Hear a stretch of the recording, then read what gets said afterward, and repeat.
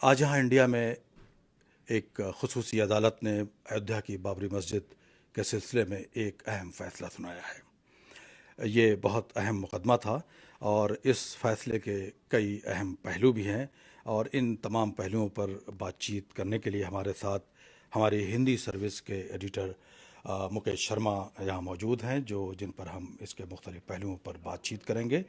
सबसे पहले तो हम ये बता दें कि ये फ़ैसला है क्या। ये लखनऊ की एक खुसूसी अदालत थी जो बाबरी मस्जिद का जो इन्हदाम हुआ था, जो 6 दिसंबर 1992 को अयोध्या में मिसमार हुई थी।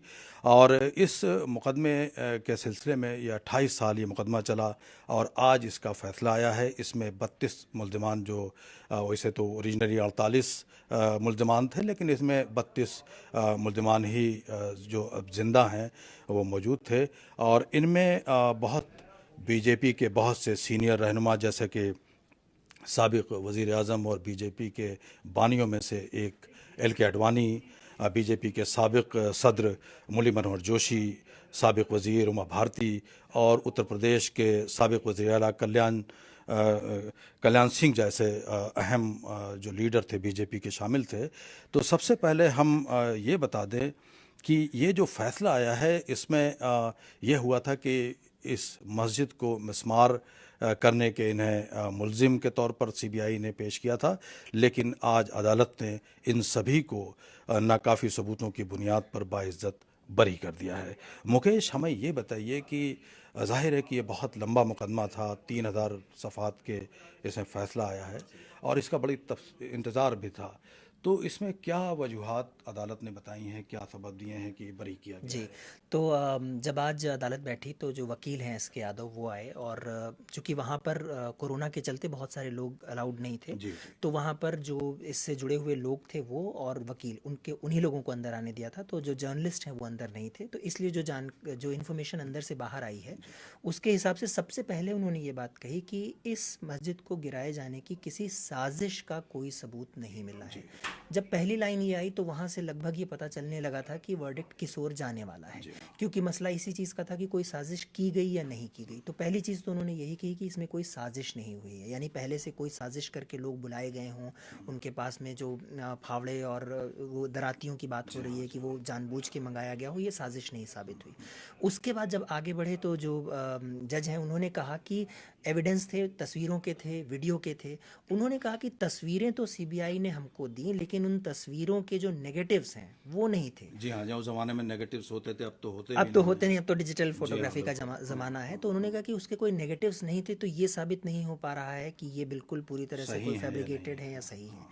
तीसरी चीज़ उन्होंने कही जो वीडियो एविडेंस है, कि वीडियो एविडेंस भी ये साबित नहीं कर सकते कि ये फैब्रिकेटेड थे या नहीं, फैब्रिकेटेड हो सकते हैं। तो जब ये सारी ही चीज़ें फैब्रिकेटेड हो सकती हैं तो फिर उसके बाद में साबित किस तरह से उस समय किया जाता।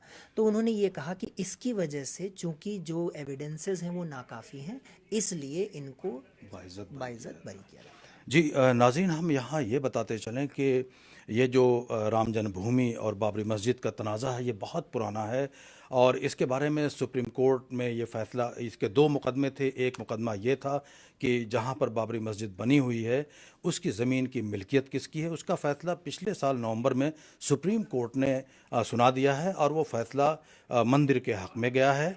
दूसरा मामला ये था कि चूँकि वहाँ पर एक बाबरी मस्जिद मौजूद थी जो मुग़लों के जो हुक्मरान थे, उनके पहले हुक्मरान ज़हीरुद्दीन बाबर के दौर में बनी थी और जो तकरीबन 500 साल पुरानी थी, लेकिन जहाँ पर बनी थी उन पर जो हिंदुओं के एक बहुत बड़े तबके का यकीन था कि वहाँ पर जो भगवान रामचंद्र हैं उनकी पैदाइश वहीं पर हुई थी और उसी मुकाम पर वो मस्जिद बना दी गई थी।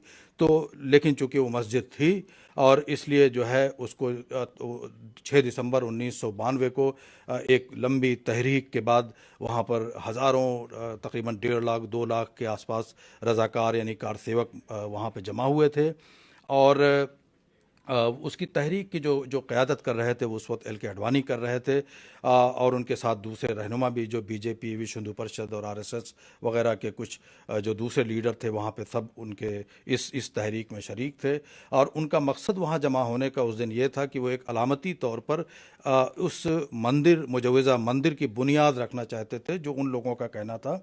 और उन पर इल्ज़ाम ये था कि उनकी तकरीरों से, उनके जमा करने से वहाँ पे लोग इकट्ठा हुए और उन्हीं लोगों ने, उन कारसेवकों ने जो है जो मस्जिद थी उसे उसे मुनहदिम किया, उसे गिराया। ये मुकदमा चलता रहा। सीबीआई का कहना था कि एक बाकायदा बाज़ाब्ता मुनज़्ज़म साजिश थी, जिसे अदालत ने आज बिल्कुल खारिज कर दिया और कहा कि ऐसा नहीं लगता कि वहाँ पर कोई साजिश थी। अब ये मामला, चूँकि जो बुनियादी मामला था कि वो ज़मीन किसकी है, वो तो पहले ही तय हो चुका था। अब सिर्फ ये देखना था कि इसमें कोई साजिश थी गिराने की या नहीं, तो ये मामला भी आज हल हो गया। मुकेश, हमें ये बताएं कि जाहिर है कि ये इस सिलसिले की शायद आखिरी कड़ी है, और इस पर रद्द-ए-अमल कैसा है लोगों का, ख़ास तौर से जो जो आडवाणी या मुरली मनोहर जोशी वगैरह की तरफ से कोई तो बयान आया है? हाँ, इन दोनों ही की तरफ से बयान आया है। और जिन केसेस का आप जिक्र कर रहे थे शकील, उसमें अगर याद करिए तो जो सिविल कोर्ट चल रहा था, सिविल का जो केस चल रहा था ज़मीन का, उसमें जो सुप्रीम कोर्ट है उसकी ओर से 6 दिसंबर 92 के इस इंसिडेंट के जिक्र में ये कहा गया था कि वो गलत हुआ था। और उसके बाद में लोगों को ये उम्मीद लग रही थी कि शायद इसमें सज़ा भी उस हो। चीज़ का कोई, हाँ, उसका कोई रिफ्लेक्शन होगा और कोई सज़ा होगी। लेकिन क्रिमिनल केस में उसका कोई भी जिक्र नहीं हुआ। अब जब फैसला आया तो जो बरी हो गए वो बाकायदा खुश हैं ज़ाहिर तौर पे। तो लाल कृष्ण आडवाणी जो अब काफ़ी एजेड हो चुके हैं, वो घर में बैठे, ऐसा तस्वीरों में आया कि ये वर्डिक्ट देख रहे थे। उसके बाद में उन्होंने एक न्यूज़ एजेंसी पे अपना एक वीडियो जारी किया है और एक रिटन स्टेटमेंट भी जारी किया है, जिसमें उन्होंने ये कहा है कि वो खुश हैं इस बात से कि जो बीजेपी का और उनका मकसद था उसको ये एक्सेप्ट किया गया कि हाँ, उसमें कोई ऐसा गलत साजिश या साजिश कोई की ऐसा बात नहीं थी। मुरली मनोहर जोशी जो बड़े लीडर हैं, जो फॉर्मर प्रेसिडेंट भी हैं पार्टी के, उन्होंने भी यही कहा कि ये राम की एक तरह से जीत है और कोई गलती नहीं की गई थी। साध्वी ऋतंभरा जो बहुत ही फायरी स्पीचेस के लिए उस समय जानी जाती थी, उनकी ओर से भी यही है। ज़्यादातर लोग जो इसमें बरी हुए हैं, सब ने यही कहा है कि ठीक हुआ है। और पार्टी से जुड़े जो लोग हैं, चाहे इस समय जो डिफेंस मिनिस्टर हैं राजनाथ सिंह, या जिस स्टेट में अयोध्या है उत्तर प्रदेश, उसके जो सीएम है, चीफ मिनिस्टर योगी आदित्यनाथ, उन्होंने भी इसका बहुत ही वेलकम किया है कि बहुत अच्छा फैसला है। कांग्रेस के उस पे लोगों की नज़र थी कि कोई जो अपोजिशन पार्टी है वो क्या करेगी। अभी तक कांग्रेस की ओर से थोड़ी देर पहले तक कोई ऐसा पॉलिटिकल रिएक्शन नहीं दिखा। ट्विटर पे जहां रिएक्शंस आते हैं वहां भी इस मसले पे अभी कांग्रेस की लीडरशिप की ओर से कोई रिएक्शन नहीं आया है। तो इस तरीके से जो हाशिम अंसारी हैं, जो कि इकबाल अंसारी के जो दूसरा केस चल रहा था सिविल सूट वाला, उसमें जो एक वो मुद्दई उसके थे, मुद्दई थे, उन्होंने कहा है कि एक तरह से चलो ख़त्म हुआ, ये जो पूरा मसला था वो मामला ख़त्म हुआ। उन्होंने कहा है कि इस तरीके से हम खुश हैं कि डिसीजन आ गया और बात ख़त्म हुई। तो एक तरह से इसको मान रहे हैं कि अब शायद ये जो मामला अयोध्या से जुड़ा था वो अब ख़त्म हो। जी, ये भी बताते चलें कि चूँकि अभी ये फ़ैसला आए हुए मेरा ख़्याल है कोई 2 घंटे ही हुए होंगे, 1.5-2 घंटे, और इब्तदाई तौर पर कुछ रद्द-ए-अमल मुस्लिम मज़हबी रहनुमाओं की तरफ से कुछ आए हैं। उनमें जैसे मौलाना साजिद रशीदी हैं, जो एक सरकर्दार मौलाना हैं। इसी तरह जमीयत उलमा हिंद महाराष्ट्र के मौलाना गुलजार आज़मी हैं, और एक मौलाना सईद नूरी हैं। अमूमी तौर पर इन लोगों ने अगरचे फ़ैसले को इस लिहाज से तस्लीम किया है कि अदालत का फ़ैसला है और सभी के लिए काबिल कबूल होना चाहिए, लेकिन उन्होंने इस पर मायूसी का इज़हार किया है। और उन्होंने ये कहा है कि चूँकि पूरी दुनिया ने देखा था कि एक वहाँ पर मस्जिद खड़ी हुई थी और हज़ारों लोगों ने उसको जो है वहाँ पर जमा हुए, उसको तोड़ा, इश्तियाल अंगेज़ तकरीरें दी गई थी, उस वक्त की गई थी। तो उस लिहाज से वो ये उम्मीद कर रहे थे कि जो अदालत से एक फ़ैसला आएगा जिसमें जो भी इसके मुर्तकबीन हैं उनको सज़ा मिलेगी, और उन्होंने इस पर मायूसी का इज़हार किया। इन रहनुमाओं ने कहा कि ये अगर इंसाफ के तकाज़े और उसके नुक्ता नज़र से देखा जाए तो ये हिंदुस्तान की तारीख़ में एक सियाह दिन है। लेकिन अमूमी जो जो जो सूरत हाल है ये एक बहुत ही पुराना मुकदमा है। 1949 से तो हिंदुस्तान की आज़ादी के बाद से शुरू हुआ था, लेकिन ये एक ऐसा तनाज़ा था बाबरी मस्जिद राम जन्मभूमि का जो 19वीं सदी से चला आ रहा था, और ये गालिबन हिंदुस्तान की तारीख़ में, दौर जदीद की तारीख़ में एक ऐसा हिंदू मुस्लिम मजहबी इबादतगाह का मामला था जिस पर फ़िरका वाराना फसादात, मजहबी फसादात भी हुए थे। और इस मस्जिद की जो ज़मीन थी, इस पर हिंदुओं का दावा काफ़ी पहले से चला आ रहा था। आज भी जब ये फ़ैसला आया है अदालत का, तो बहुत से जो हिंदू रहनुमा थे उनका ये कहना था कि उनकी सदियों की जो जद्दोजहद थी वो जो है फाइनली जो है उसे इंसाफ मिल सका है।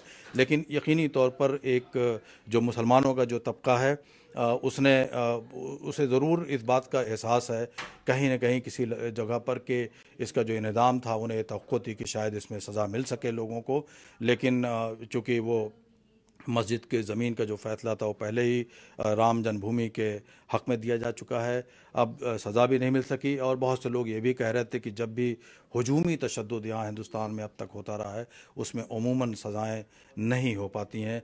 तो ये मुझे बताएं कि इसका सियासी तौर पर मुकेश क्या असर होगा, या समाज में हिंदू मुस्लिम रिश्तों के हवाले से क्या देखिए, असर होगा? सियासी तौर पे जहाँ तक शकील साहब इसके असर की बात देखी जाए तो ये है कि जब पिछले साल जो सिविल कोर्ट का फैसला यानी ज़मीन का जो फैसला आया, उसके बाद ही बीजेपी ने उसको काफ़ी एक तरह से ये कि बीजेपी के जो बड़े नारे थे कि अयोध्या में मंदिर बनना चाहिए, उसका एक कंप्लीशन के तौर पे उसको देखा गया। और यही वजह थी कि प्राइम मिनिस्टर अगस्त में जब वहाँ पे ज़मीन वो हुआ, जब वहाँ उसको रखा गया, नींव रखी गई, उसके लिए वो खुद गए थे, तो उसका फ़ायदा तो पूरी तरह से बीजेपी उठा रही है। जी। जहाँ तक ये केस है तो इसमें जितने बड़े लीडरान हैं वो ऑलरेडी, उसमें से काफ़ी लोग तो एडवाइजरी काउंसिल के नाम पे उनको किनारे कर दिया गया, चाहे वो आडवाणी हों, चाहे जोशी हों। उमा भारती तो इलेक्शन भी नहीं लड़ी, साध्वी रितंबरा हैं लेकिन किस तरह से, विनय कटियार वो भी इलेक्शन नहीं लड़ रहे, तो एक तरह से वो लोग बाहर हैं। पार्टी के लिए इस बात का रिलीफ है कम से कम कि इसको लेके किसी नए सवाल जवाब के लिए उन्हें नहीं जाना पड़ेगा।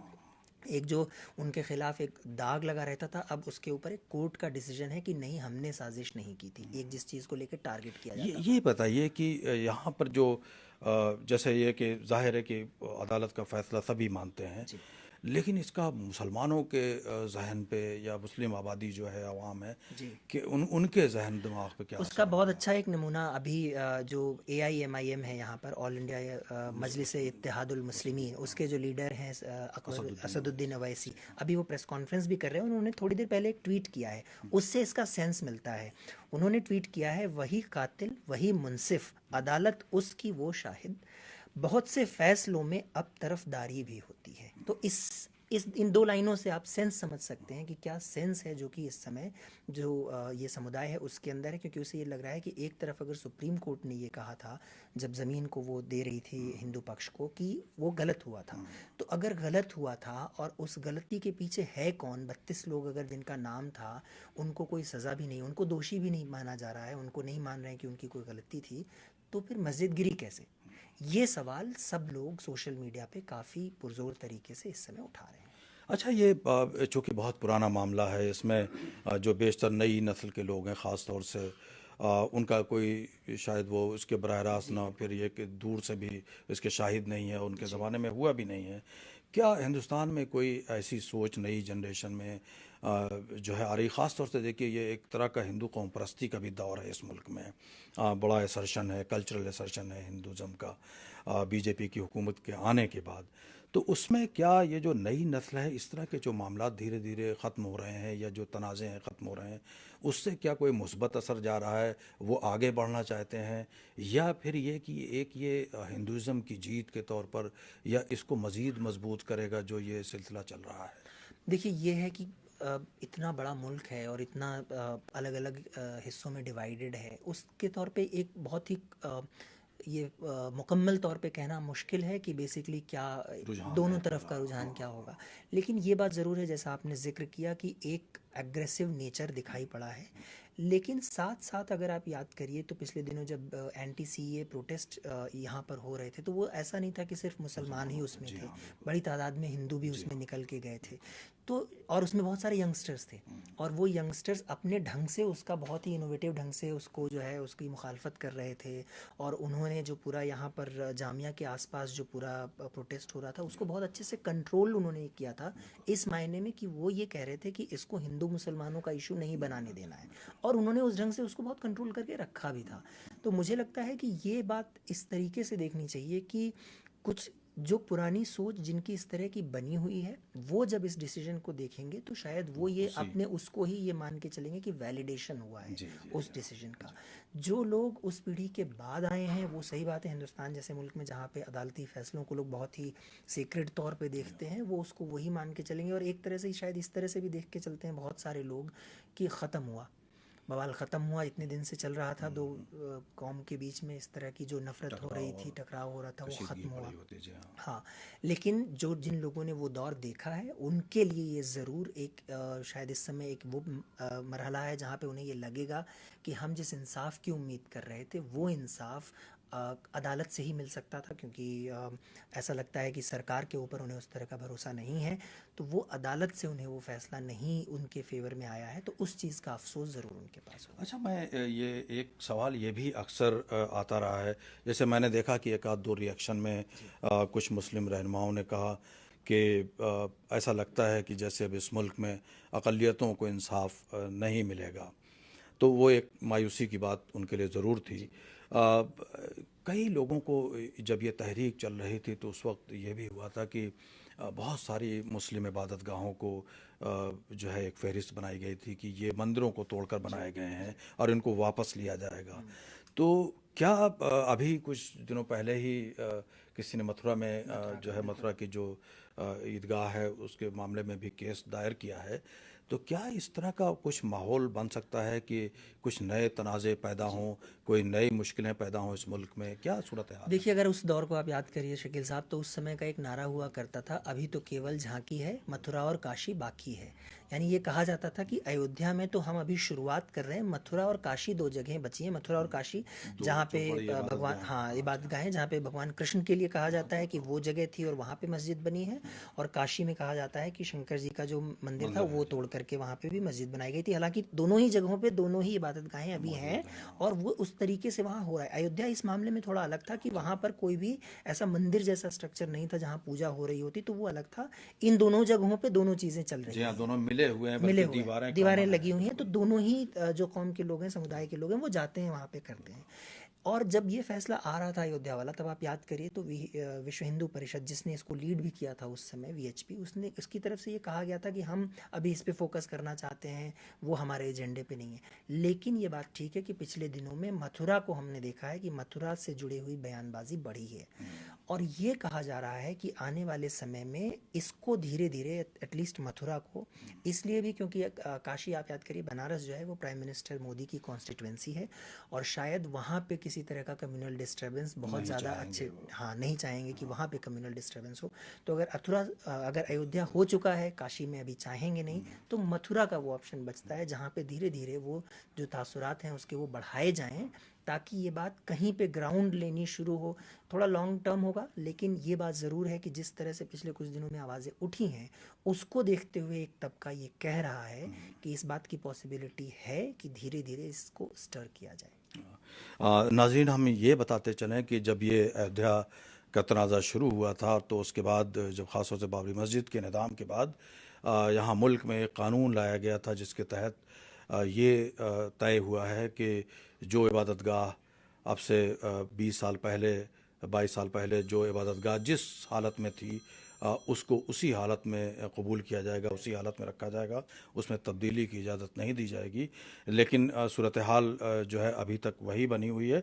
लेकिन ये ज़रूर है कि कहीं कहीं से कुछ इस तरह की आवाज़ें ज़रूर उठती हैं, और अभी फ़िलहाल जो ये फ़ैसला जो अयोध्या का आया है इसके बारे में चूँकि अभी रद्द-ए-अमल आ रहे हैं, मुस्लिम जो फ़रीक़ हैं वो क्या इसके ख़िलाफ़ अपील करेंगे? ऐसा लग रहा है कि वो हाई कोर्ट में जाएंगे इसके अपील करेंगे, लेकिन यकीनी तौर पर हिंदुस्तान में एक बहुत बड़ा तबका ऐसा है जो इस केस को चाहता है कि बंद हो, क्योंकि इसमें न सिर्फ कशीदगी पैदा हुई बल्कि ये हिंदुस्तान आज़ाद इंडिया में ये वाहिद ऐसा तनाज़ा था जिसने हिंदुओं और मुसलमानों के दरमियान पार्टीशन के बाद ये सबसे बड़ा ऐसी खलीज पैदा की थी जो किसी और मसले ने नहीं पैदा की थी, और इस खलीज को अभी तक पूरी तरह जो है दूर नहीं किया सका, बल्कि नए मसाइल पैदा हो रहे हैं। तो शायद ज़्यादातर लोग यही चाहेंगे कि इस तरह के तनाज़े ना पैदा हों और बेहतर हो कि लोग मिलजुल कर रह सकें।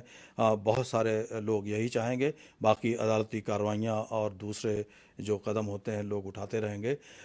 इसके बारे में मज़ीद जो तफसीलात हैं, हम रिएक्शंस और रद्द-ए-अमल और दूसरे जो पहलू हैं, इसके बारे में हम तफसील आप हमारी वेबसाइट bbcurdu.com पर आकर देख सकते हैं, दूसरी ख़बरें भी देख सकते हैं। अब इन्हीं बातों के साथ हमें इजाज़त दीजिए।